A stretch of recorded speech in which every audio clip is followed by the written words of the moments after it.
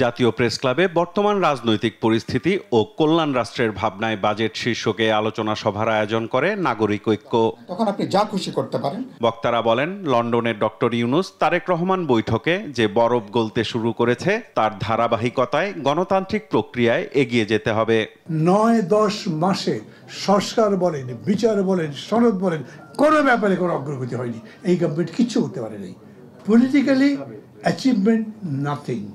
আগামী 4 মাস 5 মাসের মধ্যে নতুন কিছু অ্যাচিভ করতে পারবেন?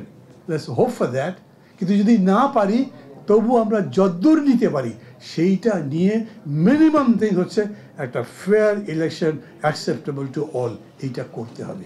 অন্তর্বর্তী সরকারের বৈধতা পরবর্তী নির্বাচিত সরকার বিবেচনা করবে জানান বিএনপির স্থায়ী কমিটির সদস্য সালাউদ্দিন আহমদ। দ্রুত নির্বাচন আয়োজনে সরকারকে ইসির সঙ্গে যোগাযোগ বাড়ানোর পরামর্শও দেন তিনি। কনস্টিটিউশনালি আপনাদের এই সরকারের রেটিফিকেশন লাগবে ইন দ্য নেক্সট পার্লামেন্ট, এটাও আপনারা মাথায় রাখবেন। এবং রেটিফিকেশন লাগলে এই লেজিটিমেসি কিভাবে দেয়া হবে, কোন জায়গায় দেয়া হবে, সেটাও আমরা বিবেচনা করব। আমরা যাতে ডেমোক্রেটিক ট্রান্সফরমেশনের দিকে যেতে পারি সেরকম কার্যক্রম আপনারা নেবেন।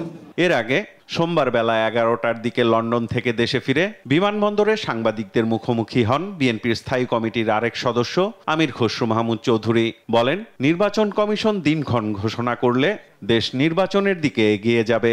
সংস্কারের বিষয়টা ঐক্যমতের বিষয়, সুতরাং ঐক্যমত হইতে এটা যে 1-1.5 মাসের বেশি সময় লাগার কোনো কারণ নেই।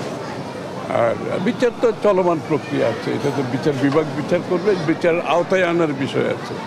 বিচারের আওতায় যারা আসবে এর মধ্যে এখনো তো আরো দীর্ঘ 6-7 মাস সময় আছে সম্ভব।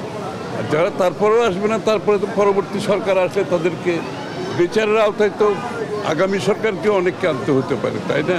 আর গুলশান কার্যালয়ে বিএনপি মহাসচিব মির্জা ফখরুল ইসলাম আলমগীরের সঙ্গে সাক্ষাৎ করেন ব্রিটিশ রাষ্ট্রদূত সারাহ কুক। পরে বৈঠকের আলোচনার বিষয়ে কথা বলেন দলের স্থায়ী কমিটির সদস্য ডক্টর আব্দুল মঈন খান। আমরা যেমন উৎসব করি, নববর্ষের উৎসব করি, বাংলাদেশের মানুষের কাছে কিন্তু ভোটের দিনটিও এরকম একটি উৎসবের দিন। কাজেই তারা উন্মুখ হয়ে আছে কখন ভোট দেবে। এদিকে জাতীয় প্রেস ক্লাবে সংবাদপত্রের কালো দিবস নিয়ে আলোচনায় দলটির স্থায়ী কমিটির আরেক সদস্য ডাক্তার এজেডএম জাহিদ হোসেন বলেন, জনগণের প্রতি বর্তমান সরকারের কোনো দায়বদ্ধতা নেই। কিন্তু জনগণের প্রতি দায়বদ্ধতা বলতে যেটা বোঝা যায় সেটি তো তাদের নেই। তারা একটি নির্ধারিত কাজ অল্প সময়ের জন্য এসেছে। সাইফুল রিপন, দেশ টিভি, ঢাকা।